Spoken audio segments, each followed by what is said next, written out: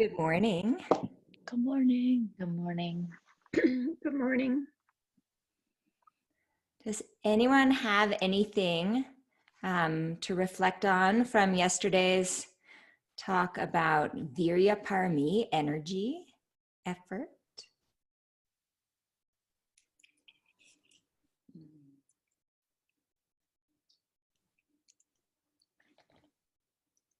Okay, then I'm going to mute you guys.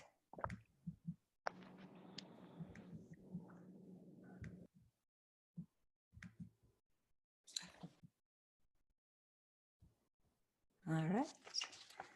So today we move on to day 6, Kanti Parami, which is patience. Personally, I'm just going to fess up that patience is kind of my nemesis. And so I find this a particularly rich topic myself. And because it's a difficult area for me, I've actually found probably more joy and ease from practicing patience than from the others. So that's the result of finding one that's juicy, is that it's actually where it's going to be more helpful. So why is patience a parami? Why is it on the list? Because it is the antidote not only to restlessness and agitation, but also it's the antidote to irritation and anger. So those of us who have a little too much energy can really use patience, because restlessness and agitation are signs of excess energy. So you want to know, in reflecting on energy yesterday and going forward, are you more of a balanced energy person, a higher energy person, a lower energy person? So as I'm a higher energy person, I tend more toward restlessness and irritation than to sleepiness or dullness. So in knowing where you fall on the spectrum, you know what you need to practice more. So, and each parami builds in some way on the previous. So that's how patience relates in some ways to energy. Acharya Dhammapala writes, patience is the unimpeded weapon of the good in the development of noble qualities. And noble is the translated word, is the normal translation for a word that really means like realized. So they say at the time he was taking the word noble and making it into, so nobility used to be like you inherited some title, but here in the Buddhist tradition, nobility is having these positive qualities. But my first teacher talked about the word nobility as really referring to someone who's awakened. Not that that's against the other way of using it, the other Buddhist way, but that's what we're talking about with noble qualities, the qualities of someone who respects other people and is free of their own ups and downs. Still has the ups and downs, they're just free of them, right? Okay, so patience is the unimpeded weapon of the good in the development of noble qualities, for it dispels without residue anger, the opposite of all such qualities. It is the adornment of those capable of vanquishing the foe, the strength of recluses and Brahmins. So recluses are like solitary yogis, and Brahmins are like high priests. A stream of water extinguishing the fires of anger,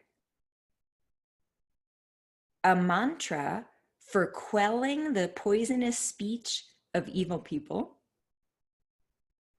the supreme source of constancy in those established in restraint. Patience is an ocean on account of its depth, a shore on account of bounding the great ocean of hatred. So what he's saying is that patience dispels anger, and anger is what stops us from goodness. And that's a really big deal if you think about it. How much of the difficulty in your life was forged in moments of anger? So having an antidote to anger is a huge relief and could make a big difference in the course of our relationships. We can enjoy both harmony and freedom from remorse. He also said that patience quells the poisonous speech of evil people. So let's talk about that for a minute. Have you noticed, and if you haven't noticed, try it. If you just relax or maybe change the subject when someone is spouting bad politics or whatever, if you let them be without fighting with them, will they stop? And it's a good thing to play with. Because I'm not at all saying we shouldn't have intelligent conversations about controversial topics. I hope that we do. But he's not talking about a good person, with a point of view that we should discuss. He's talking about evil people spouting poisonous speech. So I'm assuming that's a person that you're not going to be able to engage with in a helpful way. So we can talk about whether there's actually evil people another time, but using the original text. Okay, so how does it feel to be around someone who's impatient?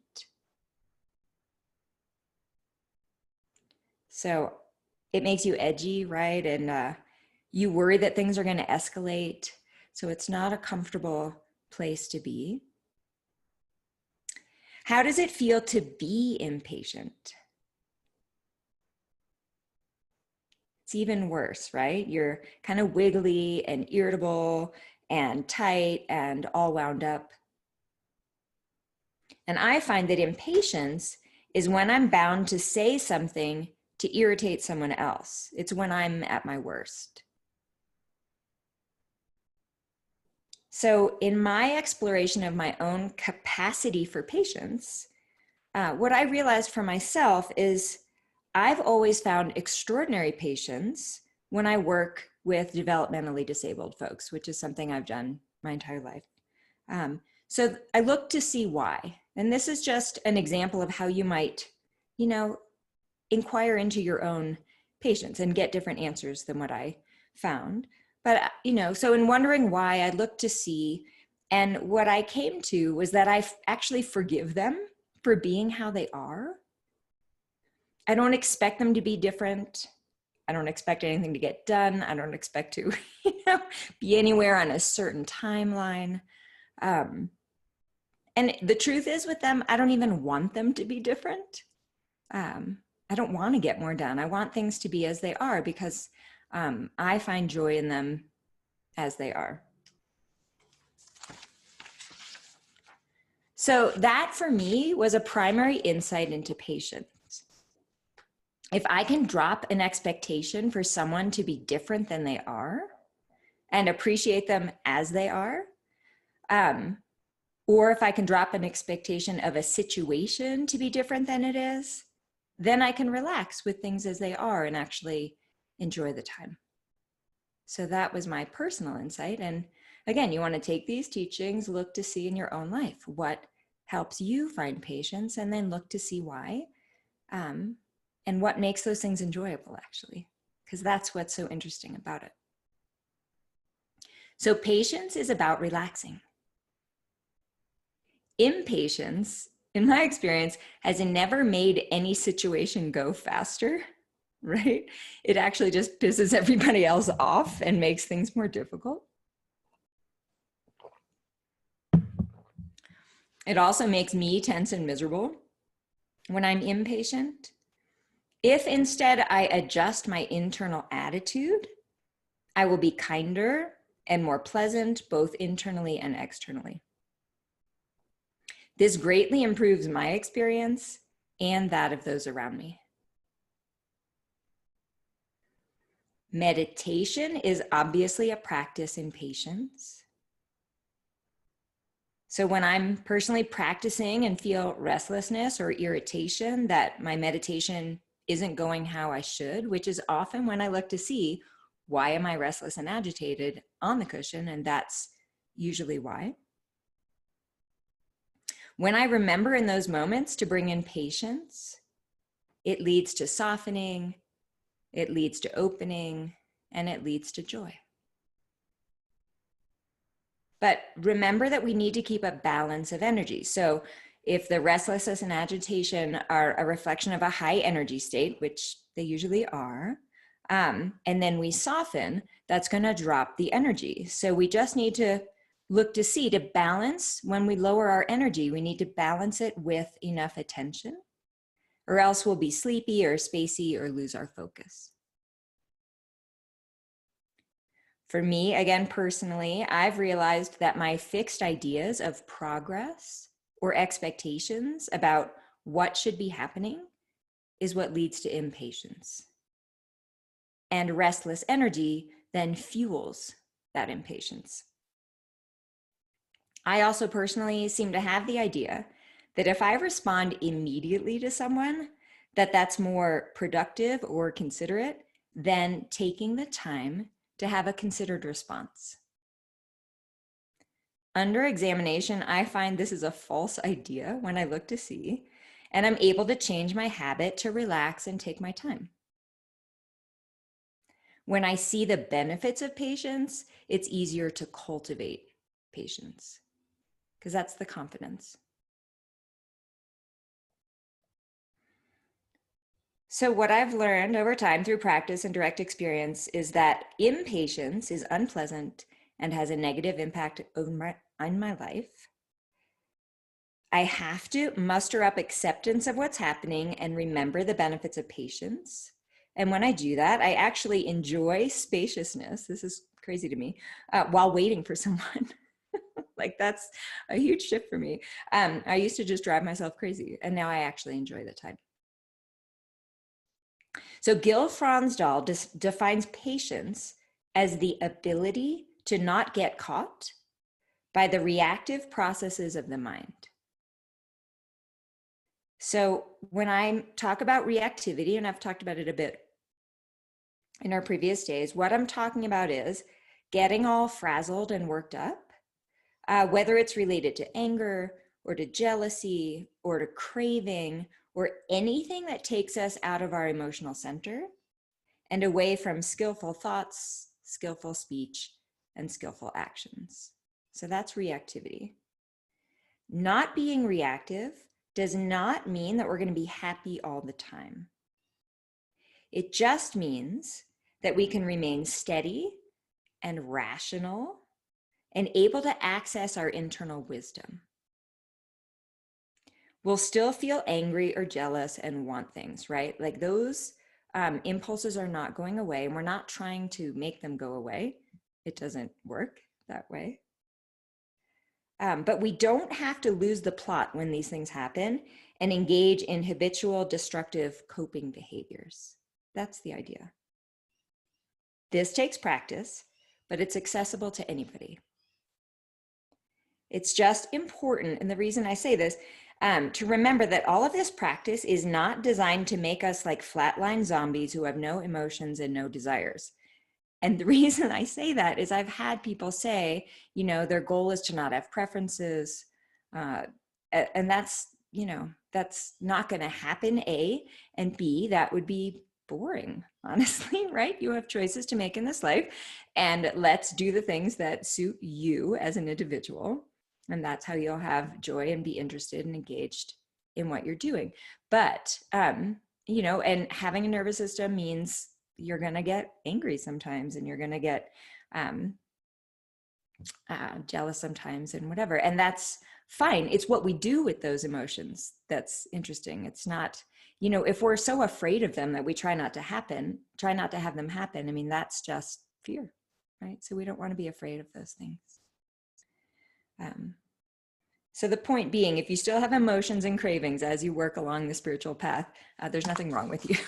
Okay. And by the way, the stories of the Buddha, which are probably, you know, all just a metaphor, but they say after his awakening, Mara, who was like the devil, but really meaning these negative mental states, Mara still came to him regularly after enlightenment, and he would invite Mara in and say, "Hi, I see you." So even historically, just clear that it's not a problem to have these mental states, as long as we're willing to deal with them. So the Buddha said, and how is a practitioner patient? By being resilient to cold, heat, hunger, and thirst, to the touch of flies, mosquitoes, wind, sun, and reptiles, to ill-spoken, unwelcome words, and bodily feelings that, when they arise, are painful, piercing, disagreeable, displeasing, and menacing to life. So that's a fairly high standard, to be patient to things that are even menacing to our life, much less mosquitoes and reptiles if you're not a reptile person. So from that list, what we get is there's sort of two sides to patience. We're looking to cultivate both resilience and non-reactivity. This combination of skills that we can all develop will be helpful in all kinds of circumstances and will give us confidence going forward in our lives that we will be able to be as skillful as possible with whatever arises. This leads us toward both freedom from suffering and compassion to others, as when we're resilient and non-reactive, we will be available as a loving resource. In the teachings, there are 3 facets to patience. The first is gentle perseverance. This is what keeps us from succumbing to discouragement or doubt or fear about our progress, whether that's in meditation or in life. We practice this in meditation every time we don't scratch an itch or bolt from the room when we have the urge. We continue to make steady effort in a relaxed way without getting thrown off by temporary difficulties. Gentle perseverance isn't just relaxing.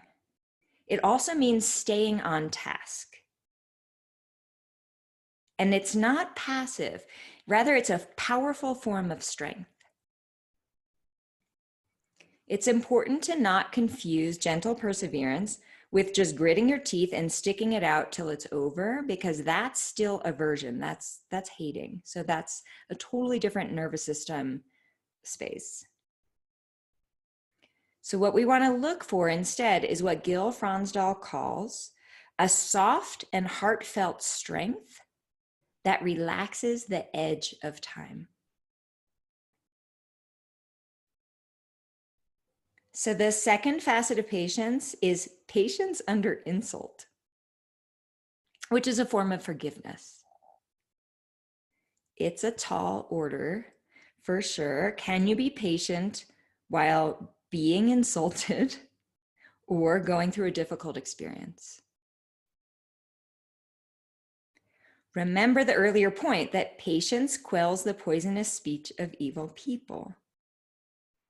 So again, meditation is great practice for this. And Trungpa Rinpoche is famous for having said that meditation is one insult after another. So if you've meditated at all, you know that that's true. So yeah, patience is an antidote to that.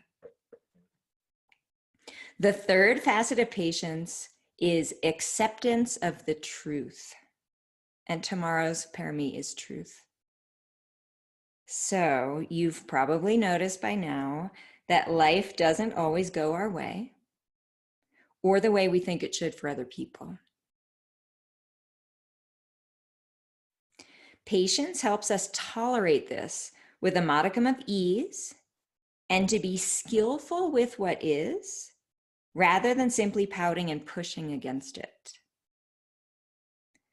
So fighting the truth is a waste of energy. And denial of the truth causes both a low level of fear and anxiety, as well as complete lack of resolution of any conflict or difficulty. It's only in dealing with what is that we will experience peace. So patience provides us the opportunity to see truth. And not accepting truth drains both strength and clarity of mind.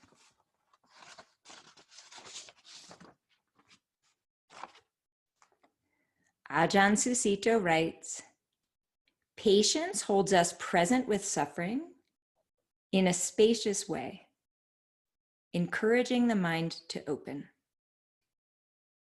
And an open mind both feels more peaceful in itself and more readily sees into the cause of suffering, which takes us back to our wisdom parami. So remember that seeing and understanding the causes of our suffering is the first step to shifting our experience. With patience, an annoying delay becomes an occasion for spaciousness. And the irritating behavior of others becomes an opportunity for understanding. We can see that patience leads then to both freedom from suffering and compassion toward others. We can use patience to hold the mind steady so that the mind doesn't adopt craving, aversion, fear, or despair as being true. And again, it doesn't mean those things don't arise. It means that we don't buy into them and freak out. So they can be there. The perfection of patience is not from endurance or reframing a situation in our minds. And I think that's important to say right now. I've heard a number of people with the coronavirus going on, one was in a Zoom call and some stuff on Facebook where people are assuming that this is for the better. And I'm not saying that I know the outcome, for the world of what's going on, but it seems to me that that is just avoidance of, because this is so much to take in, it's easy to just downplay the experience of maybe people you don't know and just look for the bright side as a coping mechanism. And we want to be careful with that. And again, I'm not saying there isn't some, who knows, maybe this ends up being great for the environment or something, but it's still a very painful time for many, many people. So we want to be careful that we don't just reframe a situation and pretend it's one way in order to deal with it. And then this applies to lots of other situations. So by not chasing the whims of our ego, we free ourselves from habitual automatic triggers, those reactive hooks to the challenges of life. Fully mature patience is effortless and manifests as deep contentment.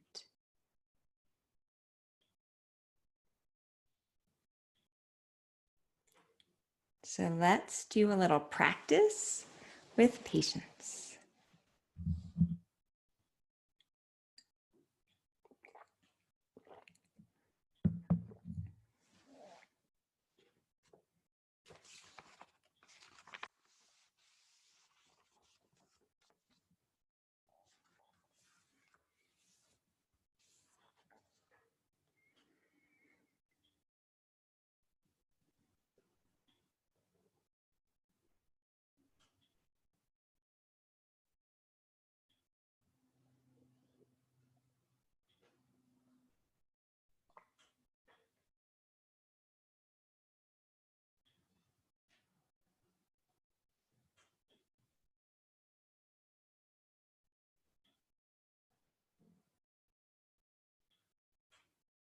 So we'll begin, as always, in the body.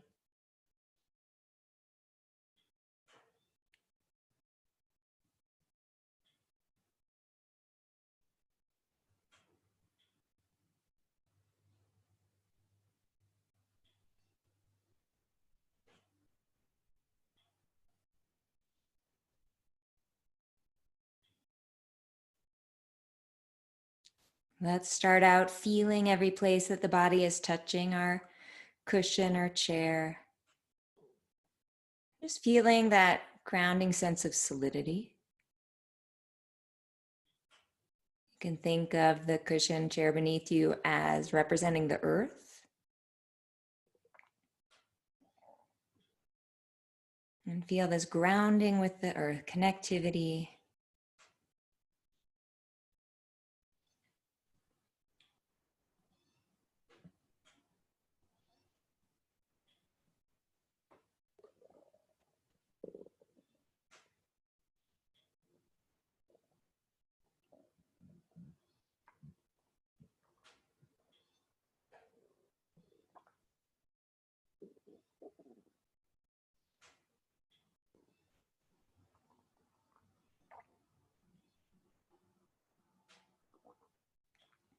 Let's allow the spine to be tall and energized in a relaxed way, in a natural way.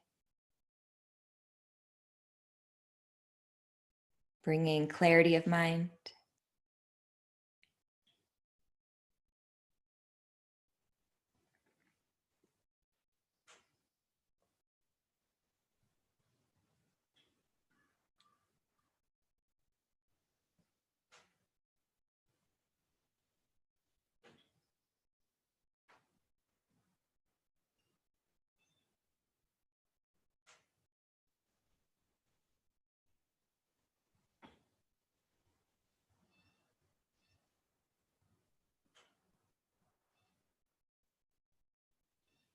And we'll soften around the energized spine.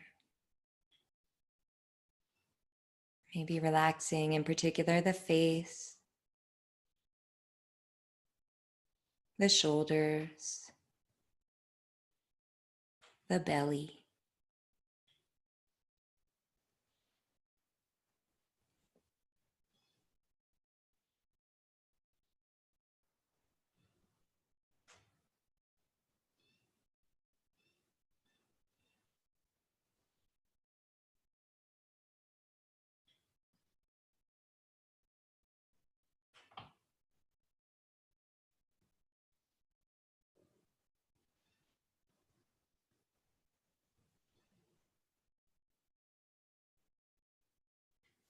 Let's bring the attention to the breathing, allowing the breath to be natural.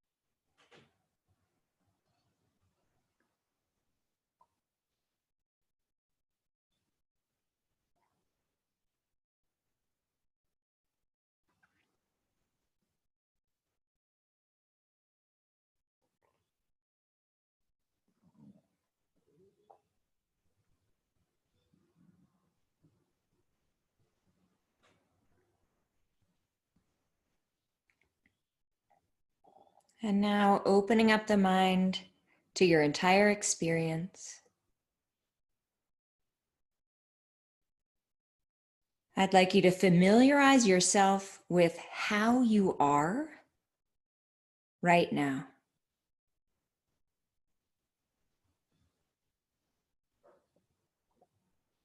This could include the body, the mind, emotional state, mood, anything.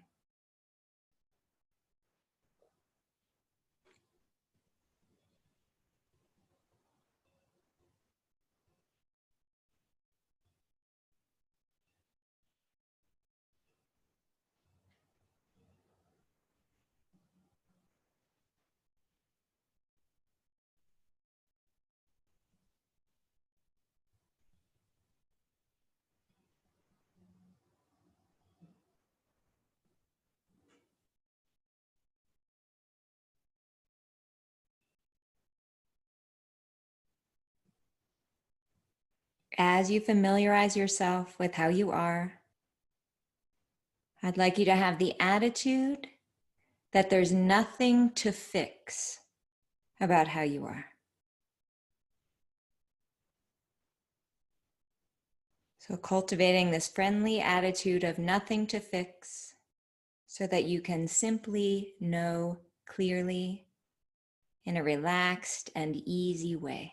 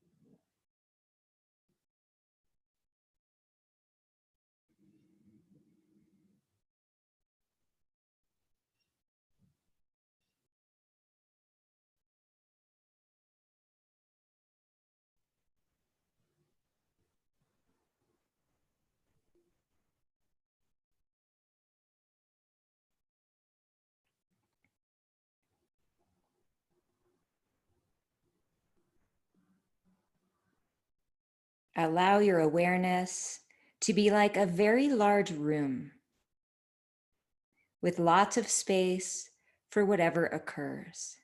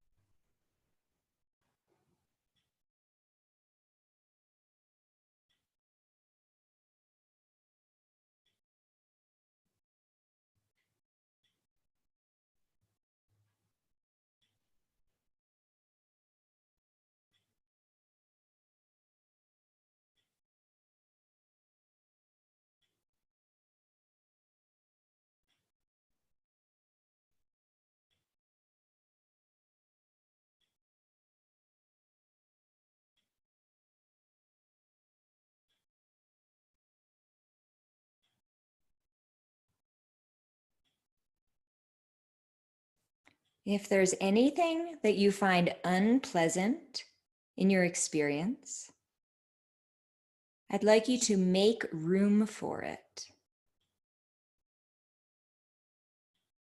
Give it permission to be there.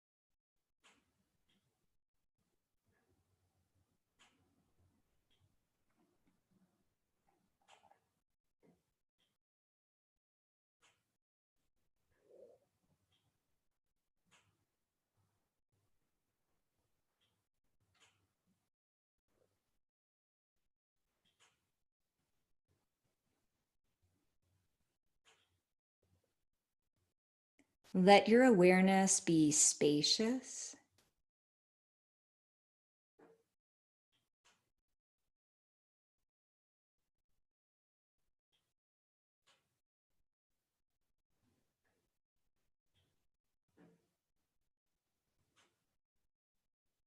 And if there's anything currently making it hard for you to be present, I'd like you to turn toward it. Hold it in your experience and allow it to be as it is.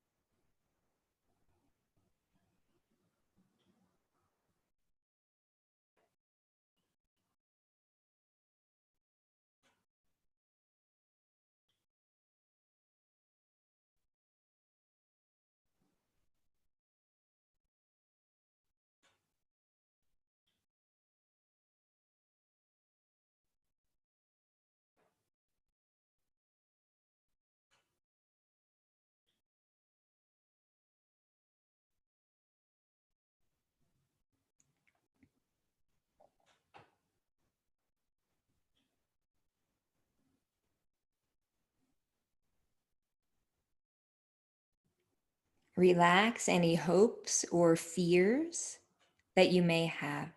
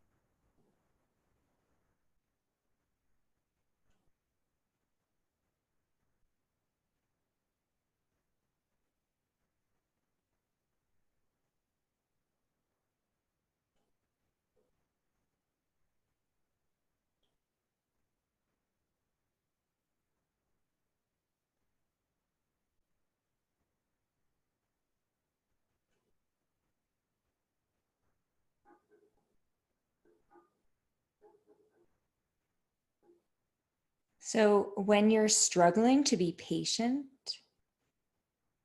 what does it feel like in the body?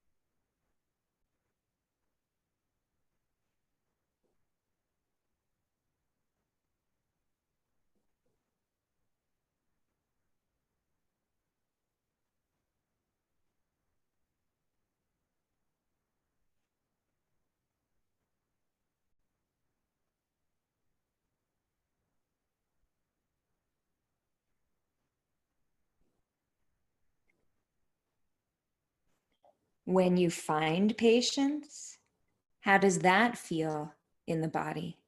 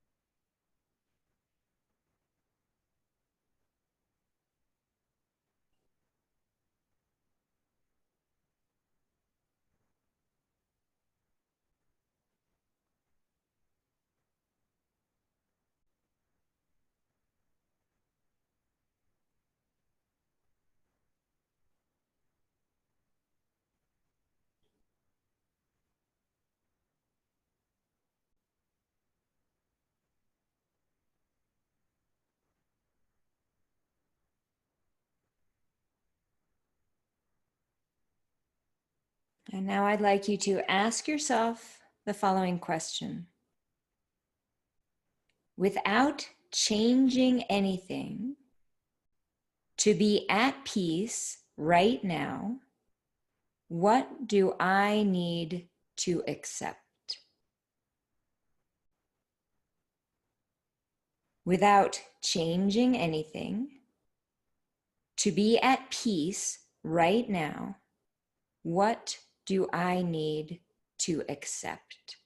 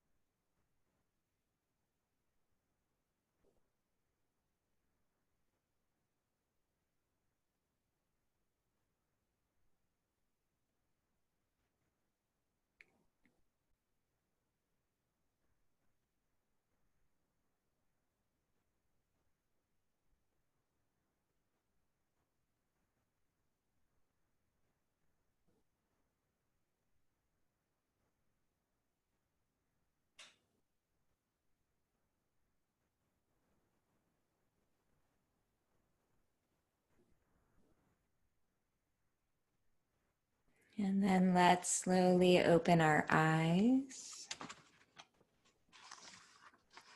Feel free to move as you like.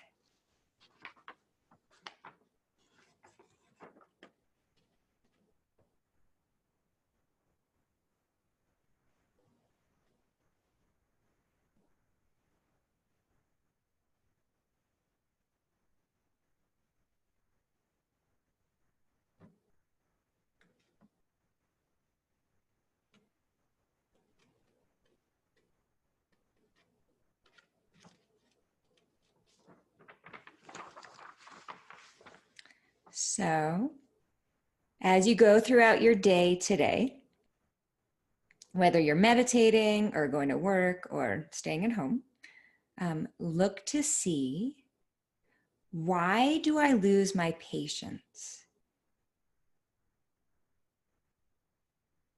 So not just what are my situational triggers. I mean, that's a very useful thing, that first layer.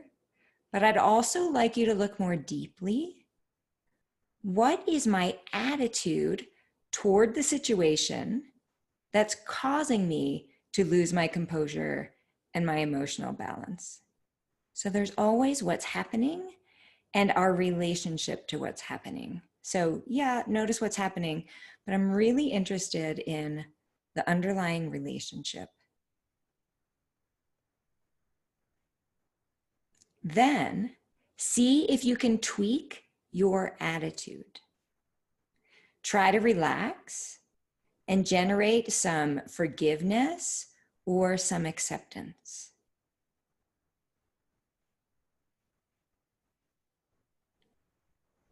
As always, the instruction is, don't judge yourself for what you find. Don't judge that I've had this. You know, we're actually looking for this, so don't judge that you have it, because it's going to be informative.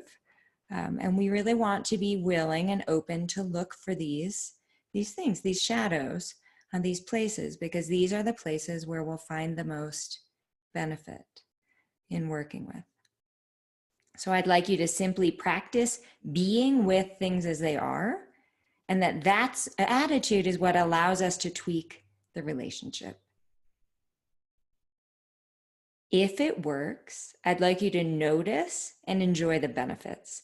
It's so easy to just move on to the next thing, but an important part of practice is noticing the ending of negative mental states and appreciating that instead of just noticing the next thing. Take a moment to say, wow, that was skillful and I feel better and the other person feels better and that was worth doing. So we want to appreciate and take the time to pay attention to the ending of negativity. Okay. I'm going to unmute you for comments.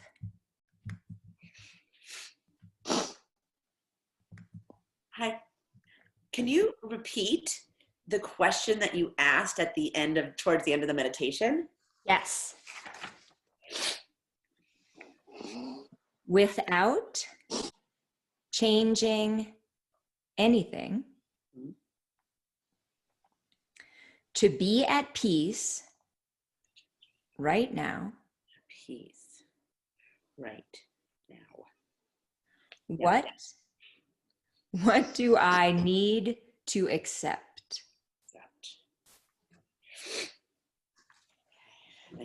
So that can be a very insight producing question. Mm-hmm. Mm-hmm. Yeah. Mm. Anything anyone wants to comment on, ask about?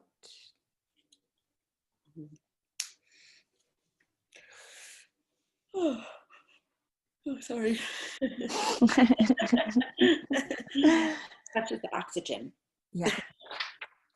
So I have a question. I was thinking of writing it to you, but I'll just go ahead and say it.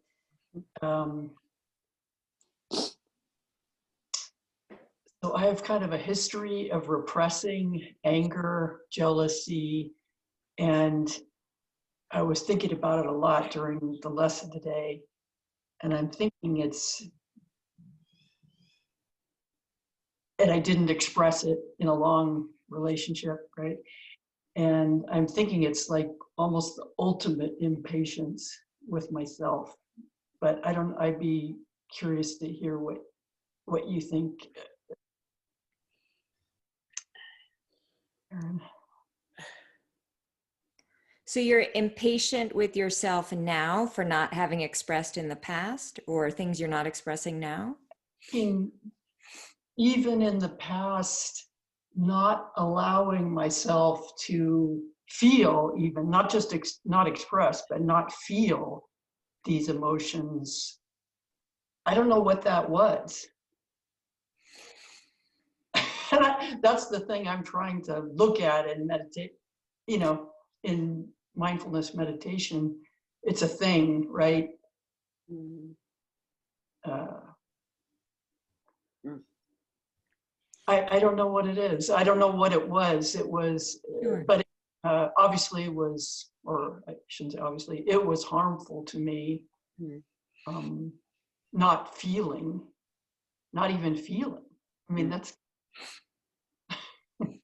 So I suspect that you either had that modeled for you by parents or someone else influential or caretaker, or it worked for you at some age. Maybe you had a feeling that was too much to feel at some young age, and you didn't feel it, and that worked for you at that time. So we all have coping mechanisms, and we've developed them over time, and we don't need to look back and regret these, habits that we've had because they worked for us at some time, or they were all we learned. And that's just how we got to now.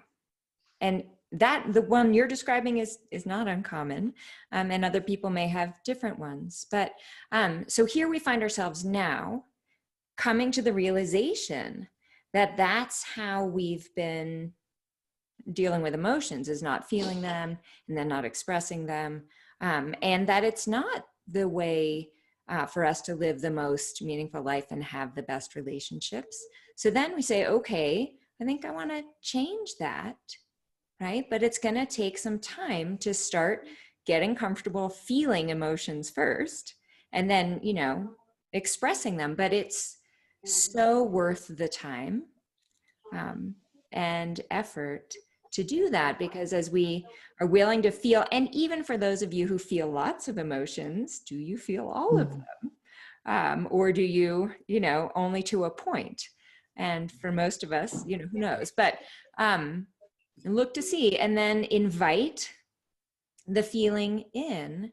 And it's okay to do that gradually and slowly, and what we don't need to do is, now I'm going to try to feel everything that I didn't feel back before, right? All at once, because that makes it feel like this big daunting thing. My feeling is that really dealing with what comes up now is all that we need to do. We don't have to look back and furiously try to process the past, because if something from the past needs to be felt, it will come up again in the present moment.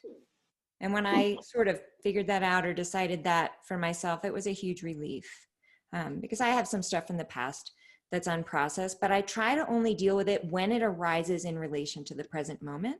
And to me, that makes it manageable. And then I'm not always questioning, have I dealt with my stuff? Like, it'll come up if it's undealt with. So we don't have to categorize everything and look back, but instead, as things arise from now going forward, do your best to feel them. And it's okay if this increase in feeling is incremental and doesn't suddenly become where we want it to be eventually. And as you said, like, I think that, feeling them first and then learning to express them is probably the order, right? To not put pressure on the expression. But of course, if you find yourself in a position where you think this could be it, I'm gonna start expressing some stuff, great. So you don't have to be perfect at feeling before you start expressing either. I think it's beautiful.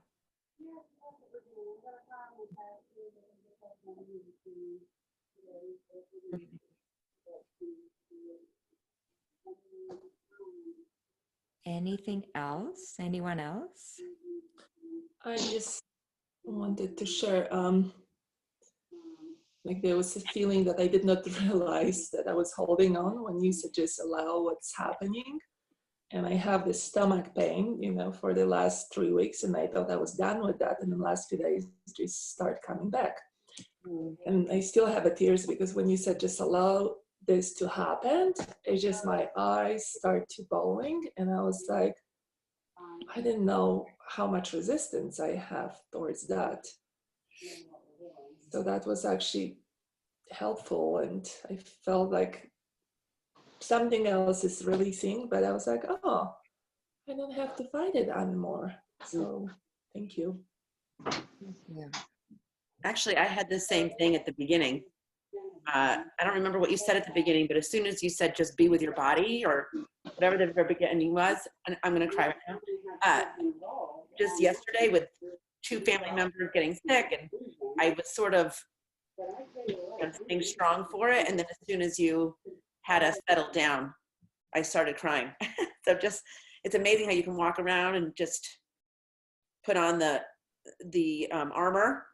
And then as soon as you allow yourself to sit and deal with whatever is really happening inside, it's, the emotions are really there. So just had the same experience. Yeah.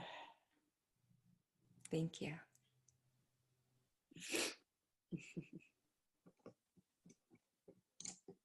Anything else?